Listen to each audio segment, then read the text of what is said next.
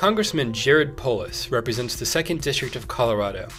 Though he's a typical Democrat and liberal in many areas, he also supports many causes that matter to libertarians, like legalizing marijuana and hemp, restraining NSA surveillance, and making space for virtual currency Bitcoin. His background as a businessman is in internet commerce, but his background as a child of the 1980s is video games. Polis is not just a congressman, he's a gamer. And when legislation like the Stop Online Privacy Act, also known as SOPA, threatened online gaming culture, he turned to his fellow gamers to put the proposal on ice. Reason interviewed him in his DC office about his positions and his gaming background. Okay, so give us your gamer cred. So what's your gamer cred? We know about you've been known for involvement with the game League of Legends, but how far back does your gaming interest go? Oh gosh, as long as gaming goes. So I'm 38, so I'm really the first generation that actually was always a gamer. So it meant a different thing in the 80s. I mean, we were on very rudimentary products, but some of the, I played, kind of Wizardry and these kind of early Apple Nintendo, and so kind of grew up with that. And so adventure games, real-time strategy ever since Warcraft 2, obviously the Civilization series. As a politician, then, how does your relationship with video games intersect with your life as a political figure? Well, I don't have any of the power here that I have in Civ 5 when I'm planning the entire civilization. Here, we don't have anything near that level of influence. Well, it's a fun recreation. I don't really watch much TV, so it's a much more interactive thing, I think, to do with your spare time. I enjoy it a lot. League of Legends is a great game. I play that a lot. Socially too, just with friends. It's a fun way to kind of kick back and relax. Do you find members of Congress coming, because you have a huge background in online commerce. You were there essentially from the beginning, well, very early on. Do you find members of Congress coming to you for guidance or advice about tech issues? Well, and the way that it works here is, members of Congress who are most of whom obviously are not experts on tech, when there's an issue like, for instance, SOPA and PIPA, they rely too much on kind of what lobbyists tell them. And so until they have to get schooled on it by, their electorate or others, that's going to be kind of the default, is what the incumbent interests are telling them, it works and doesn't work. And in that particular case, they said, you're against piracy, aren't you? Well, then you support this. And then until they had the full 360 degrees of understanding, they just thought, oh, I'm against piracy, therefore I support this. All right, well, let's talk about the Stop Online Piracy app, SOPA. You actually, what got your attention, or the media's attention of you as a gamer, was you actually went to Riot Games, who creates League of Legends, and you appealed to their gamers to contact their congressmen and their senators to fight SOPA. So can you tell us a little bit about what you did with that? Sure. Well, it would have been a major, had SOPA or PIPA become law at the time, it would have been a major impediment and negative influence on the gaming community that arose around not just League of Legends, but a wide variety of games that use derivative works and have a lot of lively conversations in groups that participate socially as well. It would have really put a crimp on all of those kinds of communications, and so it was really letting people know that public policy actually affected them. It actually affected them as gamers, and the level of interest was really unprecedented. I mean, members of Congress were deluged with thousands of calls from constituents on what had previously been a very arcane issue. Yeah, and now SOPA didn't pass, but there are concerns about it coming back in some fashion. There always are, absolutely. The content industry often tries to use and co-opt government to enforce their own monopolies, and we see it through efforts in the Trans-Pacific Partnership. We see it through efforts to pass additional laws here in Congress. There always are, absolutely. The content industry often tries to use and co-opt government to enforce their own monopolies, and we see it through efforts in the Trans-Pacific Partnership. We see it through efforts to pass additional laws here in Congress. There was recently, to explain how this affects people a little bit more and why gamers should care about this, there was recently, I believe in December, some incidents with YouTube where gamers' videos were being taken down off of YouTube at the request of game companies because they included footage of their video games. Is this something you hear about a lot? Is this something that we should be concerned about? Well, I mean, I think that when you're playing a game, and I mean, different, it's not a very enlightened or even a constructive attitude for a video game company to play. I mean, I certainly know that Riot Games and League of Legends encourages everybody to post their footage. I mean, and they encourage people to do derivative works. They love it when people do fan art of their characters and do all sorts of things. I mean, that would be a better approach to maximize your return to your shareholders for a company.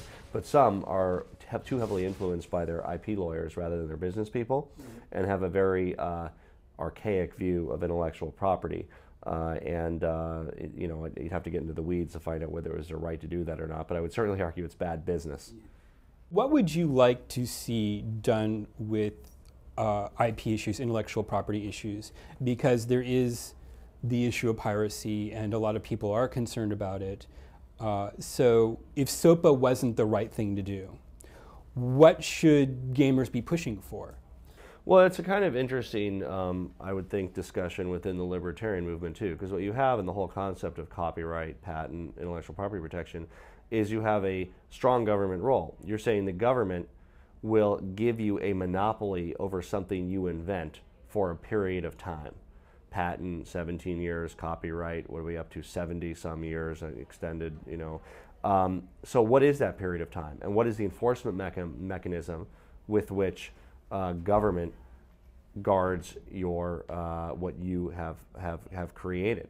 Does it criminally go after people who aren't even making commercial gain from copying what you made, or does it only go after people who are trying to steal and sell your intellectual property? What is the role of government, if any?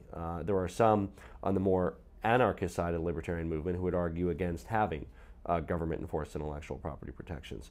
There are some, on the more kind of mainstream side, or perhaps of the libertarian movement, that would argue we do need to protect intellectual property, and that is a proper role of government. So, I mean, there's no right answer. I think the wrong answer is where we are. We really have an intellectual property system that was designed in the mechanical era rather than the digital era.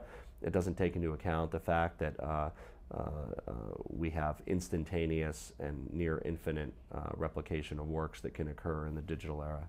One of the things we just recently at Reason, in our Reason group poll, we actually, among our polling questions, we determined the gaming habits of the people we were polling. And so then we started cross-referencing that and taking a look at how gamers looked at other issues, looking for trends or things that identified that gamers were different from non-gamers. One of the most interesting things we discovered was that when you asked a nanny state kind of question, should people be allowed to do things? Like, should people be allowed to smoke marijuana? Should people be allowed to get private genetic tests? Everything, all the way up to, should people be allowed to 3D print their own guns? Gamers, significantly with every single question, were more likely to say, yes, people should be allowed to do things. Very much against a nanny state mentality. Is that, do you think there's something to that? Is that something that comes from being a gamer? Well, first of all, on this, people should be able to know their own genetic code. I did a letter with Thomas Massey to the FDA. I was outraged when they just shut down 23andMe for no reason. Obviously, people have the right to know their own genetic code. I mean, there's no question about that. That was ridiculous overreach. Yeah, I think gamers. I think the internet community in general tends to be libertarian oriented. That doesn't mean there's not people across the spectrum, but I think if there's a bell curve of people, it shifts a little bit to the libertarian side in terms of those that are active in internet-based communities. And I think the gamers are just a subset of kind of internet, heavy internet users in general. So I mean, It would be the same if you're looking at people that are active on bulletin boards and active in user groups and all those types of things. Has always been kind of libertarian leaning. Well, you don't again, you could be talking to somebody in a different country and you're really working with them on a one-on-one basis. I mean, there's not really a role that the nation state is playing there. It's a very much live and let live type environment. So I think that's kind of the culture of the internet. So let's shift over a little bit and talk about privacy and the NSA. So you're in support of significant reform of the NSA's collection system. Tell us a little bit what your position is there. Well, these revelations, the Snowden revelations, were shocking, not just to the American people, but to most of us in Congress. Certainly all of my colleagues I talked to had no idea about the PRISM program or how it was essentially gathering information on American people who weren't even suspects of terrorism. It is scary that there haven't been the right checks and balances, either at the congressional oversight level or from the judicial branch, on the gathering of information by the NSA. So I did run an amendment with Justin Amash to rein in the NSA to effectively defund and close down their wholesale gathering of information. It came within a few votes of passing, came very close to passing. And I think we're seeing momentum towards reform. Doesn't go far enough yet, but at least even the president has acknowledged that the program needs to be reformed, and I hope we're moving in the right direction. One last question, probably of import to a lot of gamers and libertarians. So what is the situation? How are things going right now in Colorado with the marijuana legalization? It's going great. Come out and visit, please. We want your tourism money. Come show solidarity, even if you don't buy or smoke marijuana. Show that you agree with our laws by coming to our state and just enjoying our skiing or our hiking and all the other great things we have to offer. It's going well so far. We're dealing with some issues, regulatory issues around banking and access to banking. So they're all cash businesses now. We're trying to get them approval to have regular banking. We obviously want to change the federal law. I mean, none of us want to be in this predicament where we rely on the goodwill of the president or the attorney general, you know, what side of the bed they wake up on a particular day, whether they arrest, you know, hundreds of thousands of people in our state or not. But at least it's allowed to occur. Colorado and Washington are experiments that we'll learn a lot from, and I think other states will emulate. Well, that concludes our interview. Once again, this is Scott Shackford from Reason TV here with Representative Jared Polis of Colorado. I want to thank you very much for taking time out for us. Thank you, Scott.